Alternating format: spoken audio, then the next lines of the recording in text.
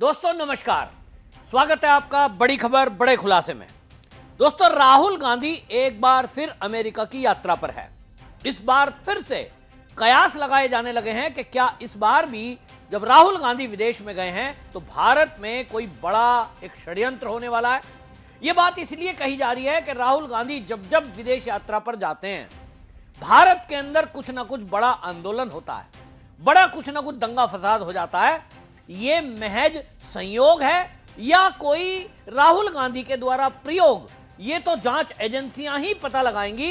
लेकिन देश के लोग इस बात को कहने लगे हैं कि जब भी राहुल गांधी विदेश गया है भारत में कहीं ना कहीं दंगे फसाद होते हैं। लेकिन अब कुछ लोग ये भी कह रहे हैं कि राहुल गांधी का अमेरिका दौरा ये कहीं ना कहीं भारत में जो नेशनल हेराल्ड वाला केस चल रहा है, अब उस मामले में क्योंकि ईडी ने चार्जशीट दाखिल कर दी है जिसमें सोनिया गांधी और राहुल गांधी समेत कांग्रेसियों के नाम हैं, अब उस मामले में इनकी गिरफ्तारी किसी भी दिन हो सकती है और इसलिए राहुल गांधी को गिरफ्तारी का डर सता रहा है। सोनिया गांधी भी गिरफ्तार होगी ऐसा दावा सुब्रमण्यम स्वामी, जो कि एडवोकेट भी हैं सुप्रीम कोर्ट के, वो ये दावा कर रहे हैं कि ये दोनों मां बेटे जेल जाएंगे, इन्हें कोई बचा नहीं सकता क्योंकि पीएमएलए की धारा 45 के तहत ये केस दर्ज हुआ है जिसमें सत्येंद्र जैन, मनीष सिसोदिया और अरविंद केजरीवाल भी देखिए शराब घोटाले में जेल में गए थे।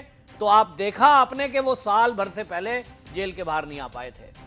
अब ऐसे मामले में क्या राहुल गांधी अमेरिका में जाकर भारत के अंदर जेल जाने से बचने का कोई यत्न करने की कोशिश कर रहा है?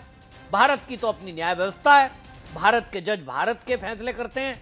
अमेरिका जाकर के राहुल गांधी कैसे जेल जाने से बचने का जुगाड़ कर सकता है, इस पर मैं आपको बताऊंगा, इस वीडियो में बताऊंगा कि किस तरह से राहुल गांधी पिछले काफी सालों से काम कर रहे हैं। जब भी मोदी सरकार कोई फैसला लेने की कोशिश करती है तो एक टूल किट एक्टिव की जाती है और वो पूरी टूल किट मोदी सरकार के विरुद्ध नैरेटिव सेट करती है।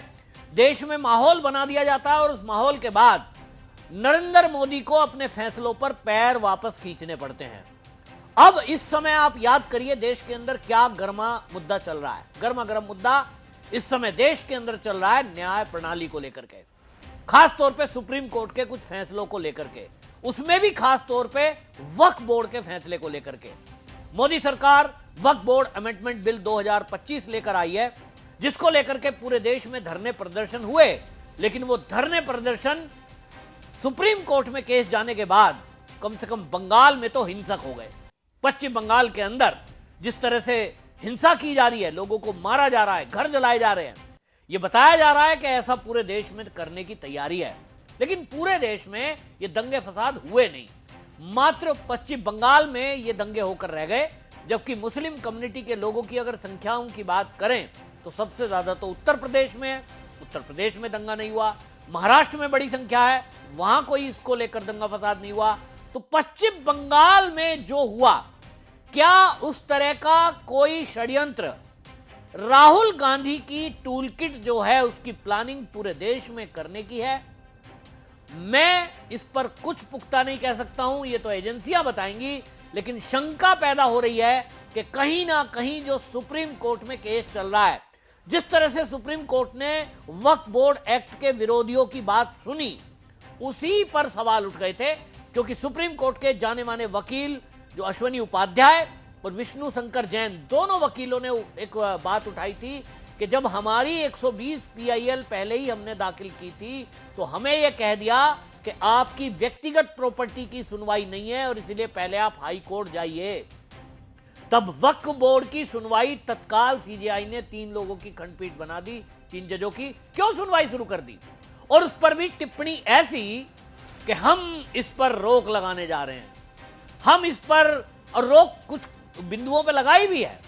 और इस तरह की टिप्पणी जज खुद कर रहे हैं कि साहब वक्फ बाय यूजर पे 300 साल पुराने पेपर कहां से लाएंगे ये लोग। जब एक जज ही इस तरह की टिप्पणी करेगा तो याचिका लगाने वाले तो 10 बार कहेंगे कि साहब जज साहब ही कह रहे हैं, देखिए हम पेपर कहां से लाएंगे। इन्हीं जज साहब का जब ये जो सुप्रीम कोर्ट है, मेरा मतलब सुप्रीम कोर्ट से है, जब सुप्रीम कोर्ट में केस चल रहा था राम मंदिर का और राम मंदिर के पक्षकार ये कह रहे थे कि राम जी का जन्म आज के 1.5 लाख साल पहले हुआ है, उसके सबूत कहां से लाएं, तो ये कह रहे थे नहीं, कागज तो दिखाने ही पड़ेंगे, हम नहीं मानते कि अयोध्या में राम जन्मे हैं, हम तो मानते ही नहीं कि ये वही अयोध्या है। तो पेपर दिखाओ कि ये जो उत्तर प्रदेश के ये अब फैजाबाद जिले में जो सरयू के तट पर अयोध्या है, जहां आप दावा कर रहे हो कि राम यहीं जन्मे थे, पहले तो इसके सबूत लाओ। ये कह दिया गया कि ये तो असली अयोध्या है ही नहीं जहां राम जन्मे थे। ऐसी ऐसी दलीलें दे दी गई कि वो तो नेपाल में जन्मे थे। इसी सुप्रीम कोर्ट ने सबूत मांगे तो हमारे धर्माचार्य, हमारे जगत गुरु भद्राचार्य जी महाराज सामने आए और उन्होंने ऐसे ऐसे सबूत पेश किए जिसमें लिखा है कि यही वो सरयू है कि जिसमें प्रभु राम जी का जन्म हुआ था, और सरयू के किनारे वाली अयोध्या जो फैजाबाद जिले में स्थित है, यही अयोध्या है। पेपर दिखाने के बाद, लंबी जिरह के बाद भद्राचार्य जी महाराज आज अगर हमारे बीच नहीं होते, ईश्वर की कृपा से वो हनुमान जी का अवतार है, मुझे ऐसा लगता है, अगर वो नहीं होते तो किसी में इतनी ताकत नहीं थी कि हमारे ग्रंथों का इस तरह से वर्णन कर सकता, तो हमारा राम मंदिर बन सकता।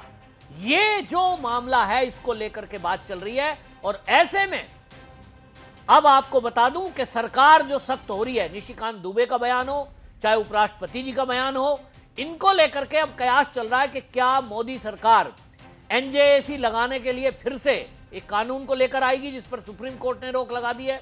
क्योंकि सुप्रीम कोर्ट को संसद के बनाए कानून पर रोक लगाने का अधिकार नहीं है, इस पर भी चर्चा चल रही है। और ये उपराष्ट्रपति जगदीप धनखड़ जी ने इस चर्चा को किया। तो इसके बाद अब ये माना जा रहा है कि जो मोदी सरकार 2014 में जब राष्ट्रीय न्यायिक नियुक्ति आयोग विधेयक 2014 99 संशोधन लेकर आई थी, जिसको विधि एवं न्याय मंत्री रविशंकर प्रसाद ने प्रस्तुत किया था, 11 अगस्त 2014 को लोकसभा में वो पेश किया गया था और वो पारित हुआ था दोनों सदनों से। उसको सुप्रीम कोर्ट ने गैर संवैधानिक बता करके उस पर रोक लगा दी और कॉलेजियम सिस्टम को ही जारी रखा। अब ये कयास लगाए जा रहे हैं कि मोदी फिर से उस कानून को लागू करेंगे और फिर से लाया जाएगा एनजेएसी। तो कहीं ना कहीं इस राहुल गांधी को यह लग गया है कि अगर जजों की नियुक्ति जो सिस्टम कांग्रेस ने बनाया है उसके हिसाब से नहीं हुई और एक पारदर्शी प्रक्रिया हुई, तो कहीं ना कहीं सुप्रीम कोर्ट में आज जो इनके वकील खड़े होते हैं और खड़े होते ही सुनवाई हो जाती है, तत्काल सुनवाई हो जाती है, रात के 12 बजे हो जाती है, छुट्टी के दिन भी हो जाती है, इनकी फिर वो सुनवाई नहीं होगी। कपिल सिब्बल, अभिषेक मनु सिंघवी की शक्ल देखकर फैसले नहीं होंगे। और इनको लगता है कि अगर ऐसा हुआ तो सोनिया गांधी और राहुल गांधी समेत जो कांग्रेसियों पर केस चल रहे हैं वो सब के सब जेल में जाएंगे।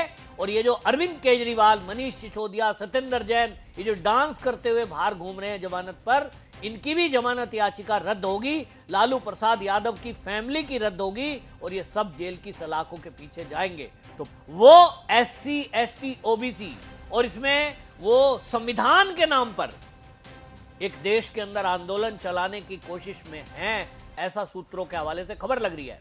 अमेरिका जाकर उस टूल किट को एक्टिव किया जाएगा और एनजेएसी का जिस टाइम मोदी सरकार कानून लाई थी 11 अगस्त 2014 को, तब भी आप याद करिए इसी तरह से एक टूल किट एक्टिव हुई थी। पूरे देश में बवाल मचाया गया कि बाबा साहब अंबेडकर जी के बनाए संविधान को मोदी बदल रहे हैं। आरएसएस पर प्रहार किया गया कि आरएसएस को सारी संविधान संस्थाओं को कब्जा दिया जा रहा है। अगस्त 2018 में लंदन की यात्रा पर राहुल गांधी गया था, तब उसने कहा था कि आरएसएस को देश की सारी संस्थाओं पर कब्जा करा देना चाहती है मोदी सरकार। आरएसएस की सोच मुस्लिम ब्रदरहुड जैसी है, ऐसा लंदन में 2018 में कहा था। सेम उसी पैटर्न पे अब ये टूल किट एक्टिव होगी और फिर से एक बार मोदी को घेरने की कोशिश करेंगे, सुप्रीम कोर्ट के पक्ष में खड़े होते दिखाई देंगे, जैसा कि कपिल सिब्बल ने प्रेस कॉन्फ्रेंस कर दिया, अभिषेक मनु सिंघवी ने प्रेस कॉन्फ्रेंस कर दी। ये कहीं ना कहीं एक गुटबाजी कर रहे हैं ताकि मोदी सरकार अपनी मनमर्जी से काम ना कर पाए और जो न्याय प्रणाली में झोल चलता आ रहा है, जो उपराष्ट्रपति जी ने मुद्दे उठाए हैं कि जजों के घर से बोरी जली भरे हुए नोट और जले हुए नोट मिलते हैं, FIR तक 1 महीना बीत गया नहीं होती है। हमारे देश में जज की जो मर्जी आती है टिप्पणी कर देते हैं, जो मर्जी आए फैसला देंगे। जिस मर्जी आए ये मोदी सरकार के फैसले पर स्टे लगा देंगे और सरकार को ये दिखाने की कोशिश की जा रही है कि तुम्हारी हम एक नहीं चलने देंगे। सरकार बेशक तुम्हारी है मोदी जी, सिस्टम सारा हमारा है। तो वो सिस्टम इनका है, किस तरह से सिस्टम काम करता है इसी का अंदाजा लगा लीजिए कि वक्फ बोर्ड, उसका अमेंडमेंट बिल सरकार लेकर के आई, संसद के दोनों सदनों से पास हुआ, राष्ट्रपति जी के हस्ताक्षर हो गए और उसके बाद उसको सुनवाई करने बैठ गए। और निश्चित रूप से अगर सरकार का रुख कड़ा नहीं रहा तो उस पर स्टे लगा देंगे, देश में बवाल करा देंगे। और इसीलिए निशिकांत दुबे ने कहा था कि सीजीआई दंगों के लिए जिम्मेदार है। वो उन्होंने क्यों कहा? उन्होंने इसलिए कहा कि अगर आप इसको सुनवाई ना करो और कहो जी को संसद से पास हो गया, हम इस पर कुछ नहीं कह सकते क्योंकि दोनों सदनों से पास हुआ है, लेकिन उस पर कोई टिप्पणी करने के बजाय इस तरह की बातें करना कि हाँ हम इसमें देखेंगे, फला ठीक नहीं है, ऐसा ठीक नहीं है, वैसा ठीक नहीं है, तो लोगों को भड़कने का मौका मिल गया है। राहुल गांधी की विदेश यात्रा हमेशा चर्चा में रही है और उसके कारण जो मैंने बताए वह दिखाई देते हैं कि जब भी वो विदेश जाते हैं कुछ ना कुछ देश में बड़ा बवाल होता है, चाहे वो कृषि आंदोलन को लेकर के बवाल हो, सीए को लेकर बवाल हो, और अभी हाल ही में हम देख ही रहे हैं कि वक्फ बोर्ड का मुद्दा है। तो राहुल गांधी जेल से बचने के लिए क्या देश के अंदर कोई नया बवंडर पैदा कराने के लिए कोशिश कर रहे हैं? क्या वहां जिस तरह से वो जोर सोरस की टीम से जाकर मिलते हैं, वहां अभी पता लग रहा है कि वो तो भाई सैम पित्रोदा तो उनका स्वागत ही करते हैं, तो कोई बड़ा प्लान करने के लिए गए हैं। अल्टीमेटली बात यह है कि कुछ ना कुछ मोदी सरकार के विरुद्ध एक नया नैरेटिव गढ़ने की कोशिश की जाएगी, ऐसा सूत्रों के हवाले से खबर लग रही है। और यह पता लग रहा है कि मोदी सरकार पर संविधान बदलना, संविधान के साथ छेड़छाड़ करना, इस तरह का एक पूरा टूल किट एक्टिव किया जाएगा ताकि मोदी सरकार अगर सुप्रीम कोर्ट के जो वर्तमान स्थिति के खिलाफ कुछ एक्शन ले तो मोदी को यह कहकर बदनाम किया जाए कि देखो हम तो पहले ही कह रहे थे मोदी सरकार को न्यायपालिका को कुचलने की कोशिश कर रहा है। और यही प्रोग्राम लेकर के राहुल गांधी गए हैं। मेरे पास खबर है कि राहुल गांधी अमेरिका में जहां जहां भी लेक्चर देंगे, आप देखना वो इसी तरह का लेक्चर देंगे कि भारत में संविधान को बदला जा रहा है, भारत में न्याय प्रणाली को दबाव बनाया जा रहा है और अपनी मनमर्जी से काम कराए जा रहे हैं। इस तरह की कोई चीजें होंगी ताकि भारत में जब राहुल गांधी आए तो मोदी चुप हो जाएं और सुप्रीम कोर्ट में इनके जब वकील खड़े हों तो इनको हाथों हाथ जमानत मिल जाए और ये जेल जाने से बच जाएं। आपको क्या लगता है राहुल गांधी की इस विदेश यात्रा में? जो मेरे पास तथ्य हैं, क्या आपको भी लगता है इसी तरह का है, या आपको लगता है कि राहुल गांधी केवल घूमने और वहां कुछ यूनिवर्सिटी के लेक्चर देने गए? अपने विचार जरूर रखिए, वीडियो को शेयर जरूर करिए।